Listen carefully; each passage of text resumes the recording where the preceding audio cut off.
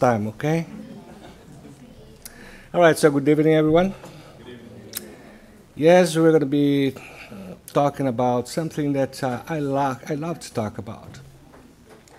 It's not exactly the regular speech about inner transformation, but we want to bring some different aspects of that, kind of not a different vision, than nothing here that has not been written somewhere. But I thought it was important for us to go back at the time of Jesus and perhaps find inspiration looking at how it all started, right?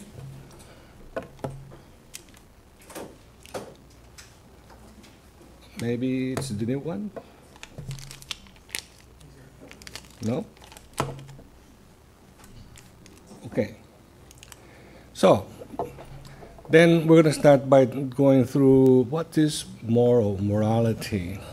And we have the help of the question 629 of the Spiritist book. And there's a question there from Kardec that goes right to the point and says, what is the definition of moral or morality? And here's the answer. Morality is the code of proper conduct, therefore distinguishing good and evil. It is the base of the observation of the law of God. A man conducts himself with moral when he does everything for the good of everyone, thus observing the law of God. So, and then Joanna de Angeli comes in and say, it is the sound behavioral principles which lead to respect to others and self. By observing such rules, a man practices goodness and avoids the evil. So it is a code of conduct, no doubt about it. And that code of conduct will be the divide between evil and good. So it's right, you know, I guess it's very clear what we're looking at here. In our whole gospel, you know, comes from the third part of the Spirit's book and is supposed to work exactly on moral, you know, our moral development. So what about moral transformation? What would that be now that we saw what moral is all about? It is to live by the gospel. So if you live by the gospel, of course you have to know it, have to understand it, comprehend it, exercise, etc. And then comes to a point when we are all living by the gospel. So then we don't need transformation anymore. But those that need transformation are not quite there yet, which is us, most of us. And of course, we are privileged to have been here in our Spiritist Center or under the doctrine. So we know a lot more than other 7 billion people out there. It is an individual enlightenment. It's not something that you acquire from somebody else. It's not something that you learn by just reading, as you're going to see here. It's something that you're going to require us to take a deep dive into what Jesus came to, to bring us 2,000 years ago in a way that it gets into our hearts. And then one day it comes out of our consciousness and subconsciousness in a way that's natural. So then we're going to, at that point, we're going to be very well advanced. It is also to prepare for the great transition. Not everybody likes to talk about great transition because it sounds like, hey, this is going to be tough, or, when is this going to happen? How is this going to happen? How is this going to take place? But remember, we are, here in this world to prepare for the next level. And but we're going to keep coming back here until we get prepared for that. But the problem is, the great transition is around the corner, according to the spirits. What they mean by that, we don't know. If that means another 1,000 years. But that's not what it sounds like. I don't want to scare anyone, but this is the time to be prepared. I guess Becerra or Leon Denis was, maybe, I think Becerra de Menezes said that we have to take care of the soul, have to study and prepare the soul while we are here in this earth. This is the place to do that. It is the perfect understanding of Jesus' teaching. So, moral, it does require for you to understand the teachings of Jesus Christ for you to be able to do the moral transformation that you want to have at the end of times. And it is our eternal spirit prepared to meet our Creator. That's, I don't know how long it's going to take, but that's the aim, right? One day be back to the arms that created us. Well, let's see what else is here. And the Spirit of Truth says, drink from the life source of love and prepare yourselves to one day launch yourselves free and joyfully into the arms of the one who created you to be perfect. I wish I could quote to you what St. Augustine said in his book Confessions, something like that we are here in this world, we've been created by God, something along like this, so it's not exactly quoted, but we've been created by God, and we're going to be, what's the word he used, something equivalent to suffering. There was until the day we get back to his arms. So it's a full circle. And then in the chapter that talks about blessed are the meek, we have, when the law of love and charity becomes the law of humanity, there won't be selfishness anymore. The weak and the pacific won't be exploited by or crushed by the strong and violent.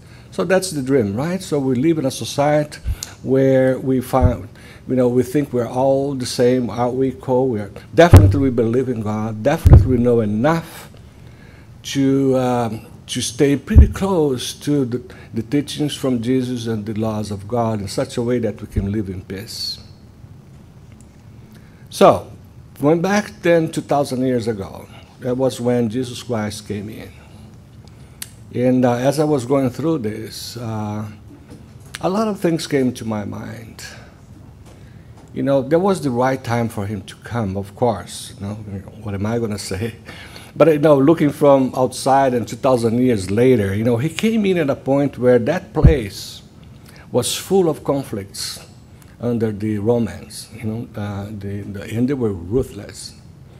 And then passions, inferior passions all over the place. The moral landscapes, forget about it. Just darkness, no real compassion or no consideration for the poor in particular. Ambitions were very high, flying very high. Every day, all they were thinking about was to conquer additional places or countries or whatever they called at the time. Fanaticism. So, you had the Romans, and then you have those pseudo-religious people, or spiritualists, whatever, with their own God and their own rituals or their own view of life. And we also, of course, there was a place when, there was a lot of aggressive behaviors. They were still coming from Moses' law. The need definitely was, at that point in time, a huge need for something like what happened was Jesus coming to set new directions for humanity. So there was a point in time, if you could, think about today, perhaps the situation is not as bad. We are much more evolved, etc., but we are in a place, in a situation here that we would love if we had, again, Jesus coming over here and setting the directions, right? I don't know about you. I would love to see that, because I don't know. We need something at a much higher level to be able to change the situation. And that's why we're going to have this transition. Okay, we're going to come back to this, but Jesus then came in this scenario of very dark moral situation. And, That then started the era of hope. And here comes the first point that I thought was absolutely important that we spoke about tonight. He brought in a new era, the era of hope for the sufferers. And also, the start of the moral transformation of humanity, of the earth. But go back a little bit. So we were talking about, so then you have the Romans and the priests and those guys, and those that would work for them, they were seen as, the only lives that matter at the time. The poor people didn't matter. The sufferers of all that region, or perhaps the world, there were at the time 300 million people on earth, but I don't know how many exactly in that particular side of the world. But the poor people, those that were sufferers, those that were carrying the heavy stuff, doing the hard work, those that were sick, ill, their lives didn't matter at all. Looking from the standpoint of the people that were on top of the pyramid. And they had no hope. Where do I go from here? Death, that's the only salvation. That was the only salvation for them. But death for them, I guess, was just death. They would just die and disappear. Then comes Jesus with a completely different information, right? Not view. Information that would transform their hopes and expectations and faith and lives. This is what we want to stress tonight here. So from the simplicity of his credo, he would grow up to teach the world lessons that would never disappear from our ears forever.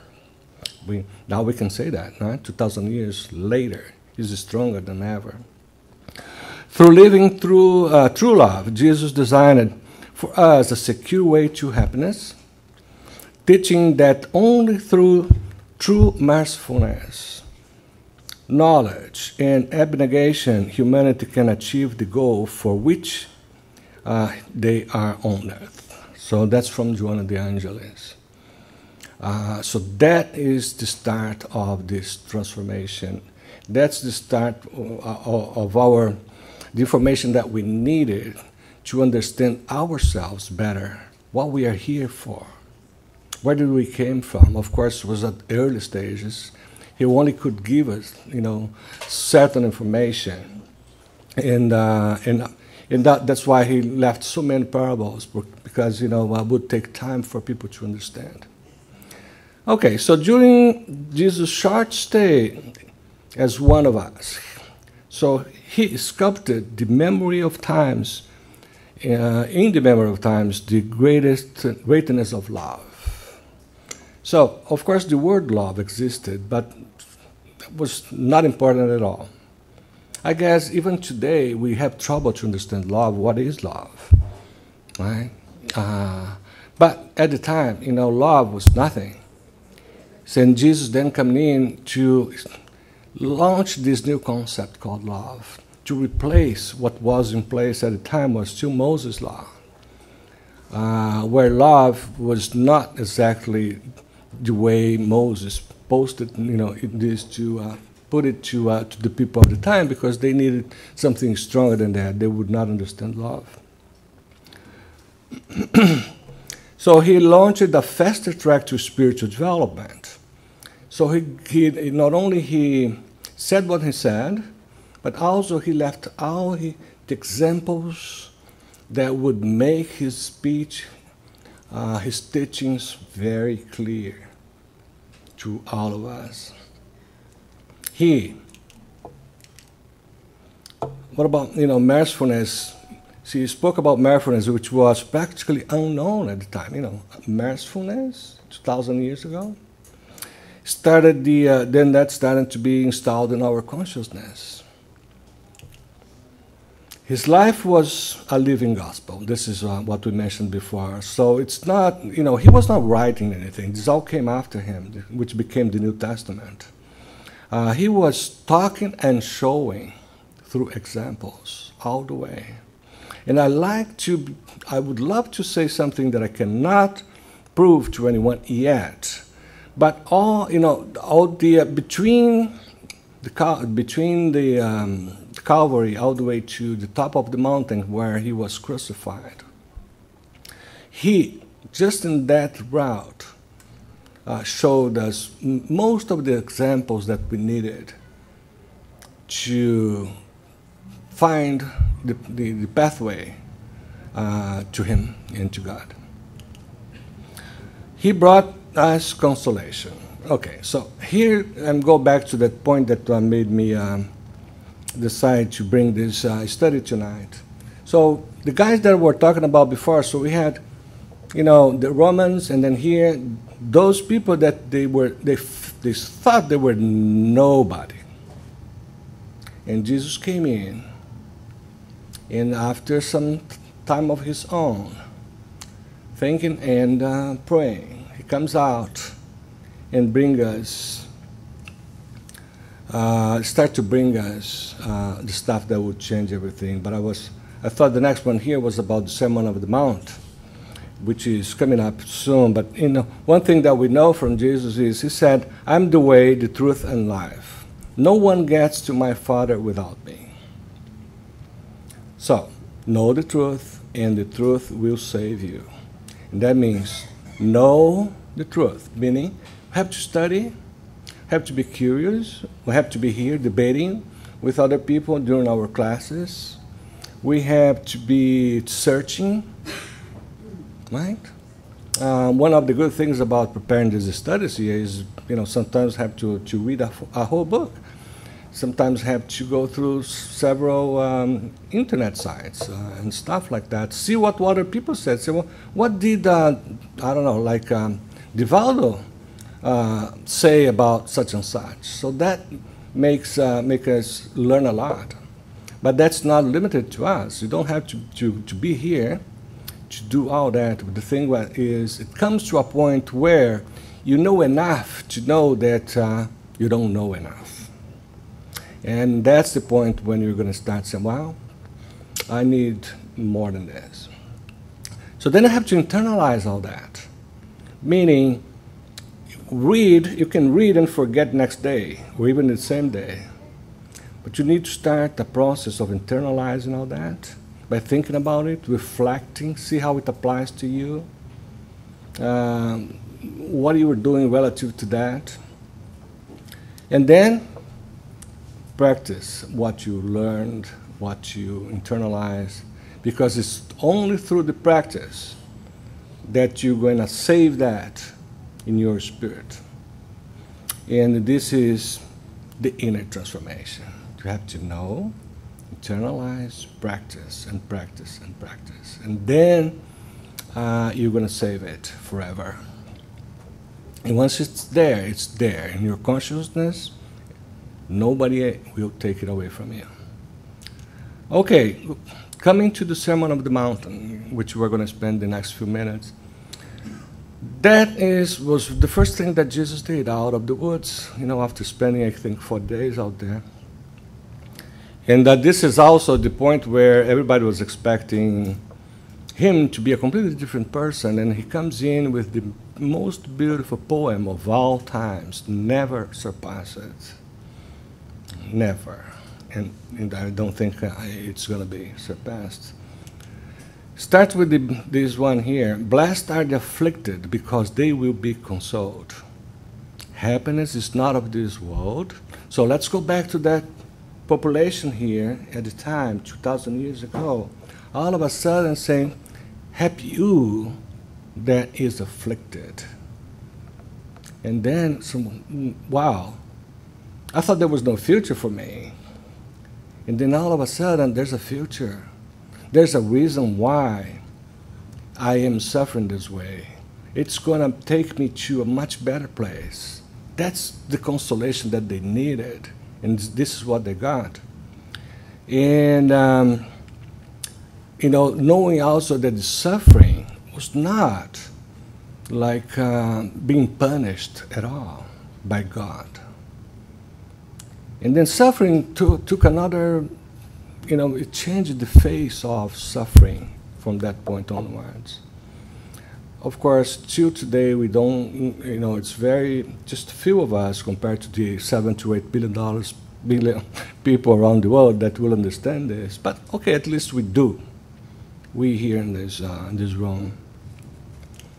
Then he said, "Blessed are the poor in spirit, because theirs is the kingdom of God."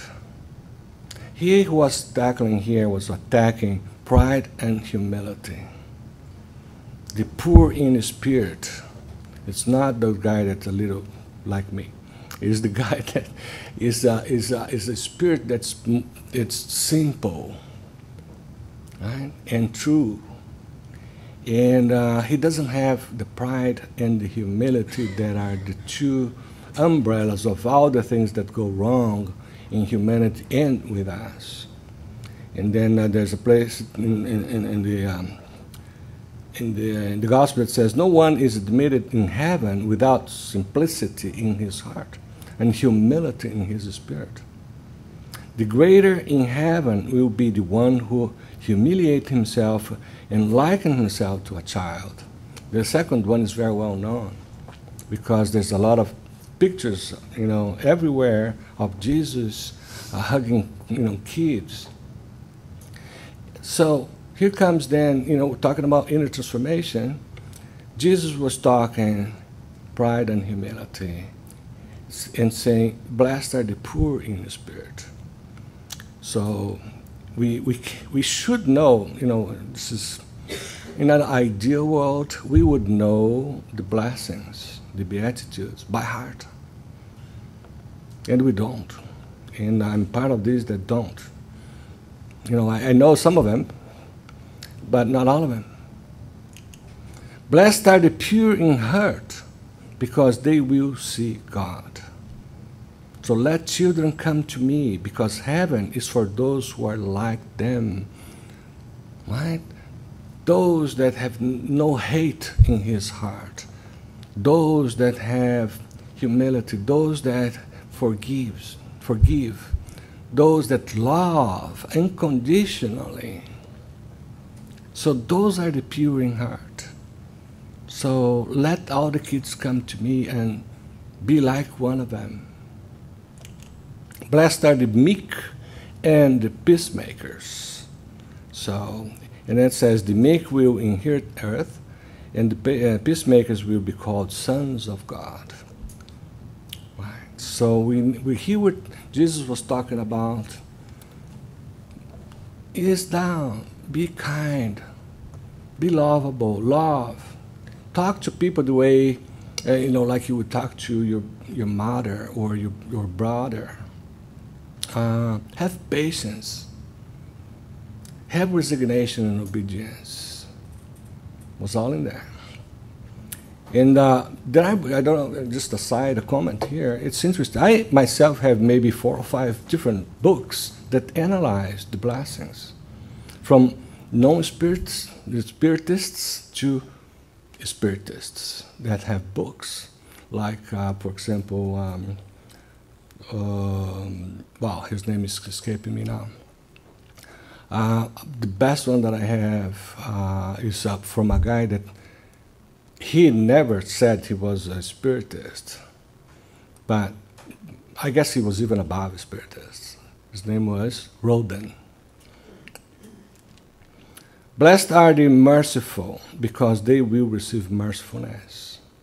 So then Jesus was saying, was talking about forgiveness, which is, without forgiveness, we would not go anywhere, because we have to keep forgiving everybody all day long, right? At least we think so.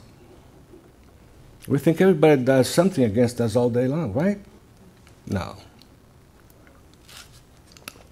Indulgence. Look at everyone as somebody that is susceptible to make mistakes,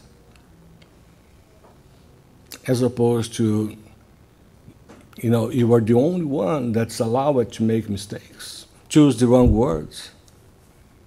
So we have indulgence because we are not perfect yet. No judgment. This is a tough one. But we're not here to judge anyone. But to the extent that we accept others, to the extent that we look at others as spirits in a developmental path, it becomes easier for us to do that. So, and then if that's not enough, you have this one here. If you forgive your offenders, your Father will forgive you too. I think that's a good incentive, isn't it? Okay, so I guess.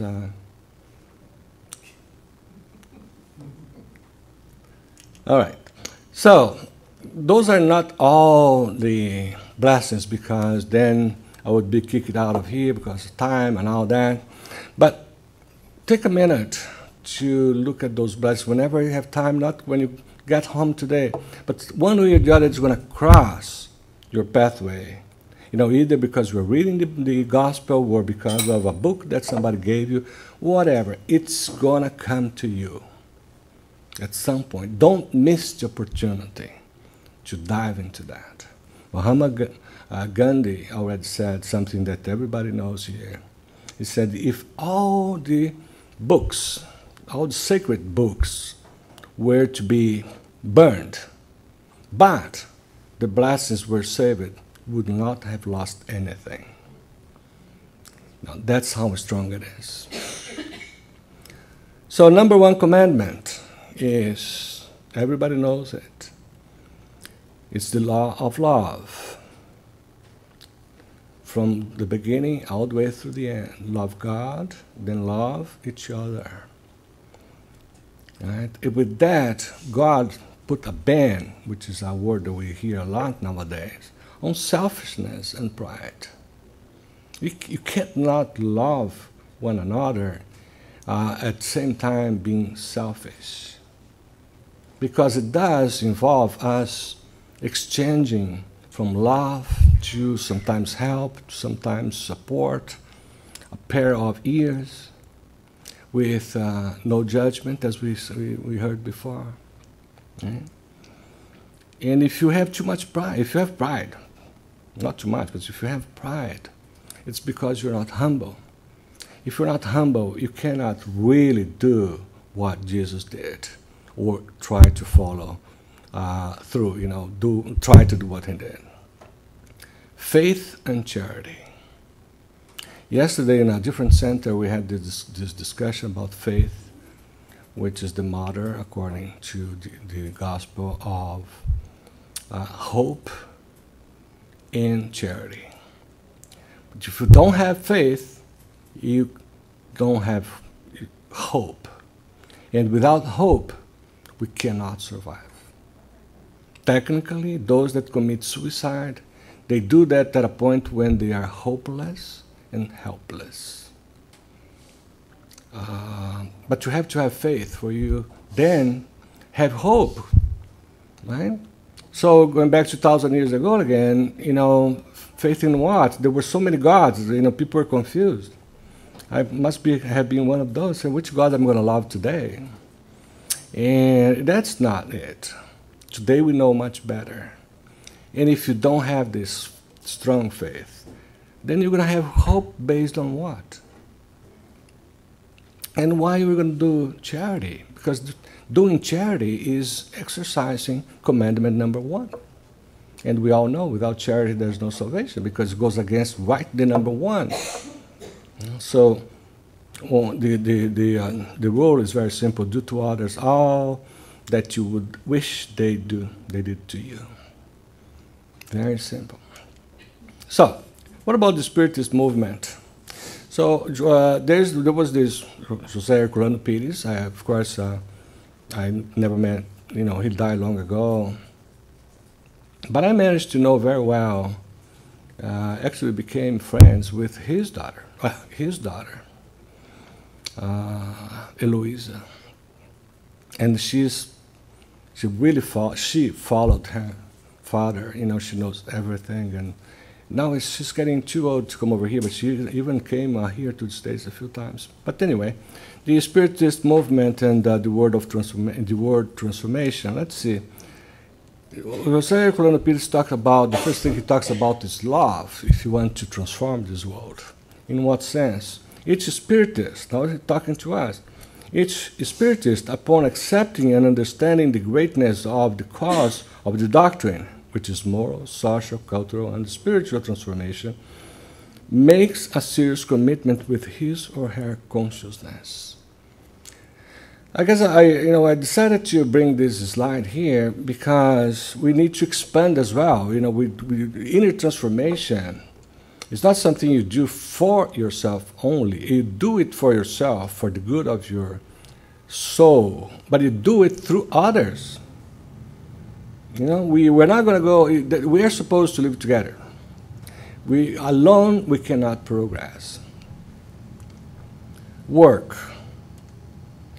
The human that only works for its own benefit has not yet overcome the animal condition. Well, that was tough, coming from José Curano, but he had all the credibility that he needed to say so. So if we only work for us, the center of the world, you're not much better than an animal, so, okay. Solidarity is the essence of Jesus' moral teaching, and the Spiritist movement, solidarity manifests itself through the assistance to the poor, to the sick, to the lost, just like Jesus did. So the true Spiritist will never, and that's us, never leave a good deed undone. So it's not like somebody's in need today. There's something you have to do, you could do today for the benefit of the greater population or the family. A good Spiritist would not procrastinate that. Afflicted hearts to be alleviated, so would not leave them behind. Consolation to be given. We are supposed to to console those that are in trouble, those that are having difficulties. Despair to be eased. Moral transformation to be implemented. And this is the Spiritist movement mission, for which, not the movement for as a Spiritist, for which we will win true satisfaction. So this is in the Book of Mediums, the 3rd part, chapter 3. Now the Spirit of Truth for us too, I think the last one. He said, right? Spirit of Truth is the spirit that was the leader of all those elevated spirits that brought to Kardec all the books that we know, all the teachings, all the information that we today have the access to. Some 50% of the Spiritists will say the Spirit of Truth was Jesus, and the other 50 will say no. And there was about a week ago a lecturer here saying no, and he had a different name for that, but it doesn't matter. But it's when it comes to, for example, you can look at chapter 6 of the Gospel, the Consoler, and you read the way it's written, and say, wow, if it was not Jesus, it was something that was speaking like him. But he said, I came to teach and console the poor and abandoned. I came to tell you to elevate your resignation to the level of your trials and expiations. Because without resignation, we're going to suffer, and no rewards. You're going to rebel against God, and this is not what's supposed to happen, because we're supposed to learn from the suffering. Go ahead and cry, because the pain has been sanctified at the Olive Garden in that mount. I love this particular sentence here. Right? So Jesus sanctified pain. So if you're in pain, you were not alone, and you were not the first. Somebody much bigger showed us that the pain is part of the whole process. But be patient. The consoling angels will come and dry your tears up.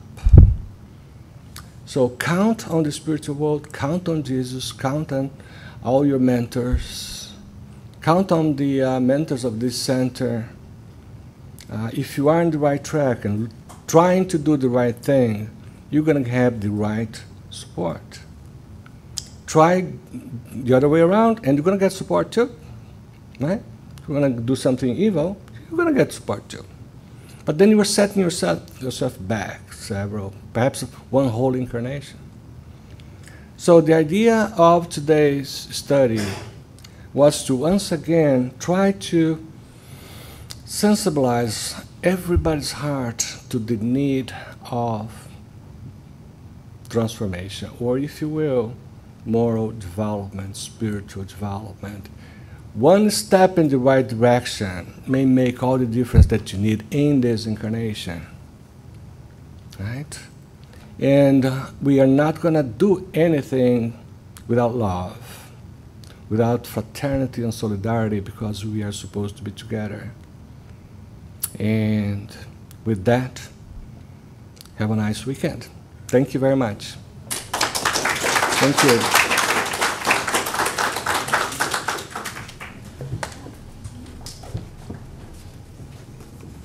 Thank you, Gilberto, once more.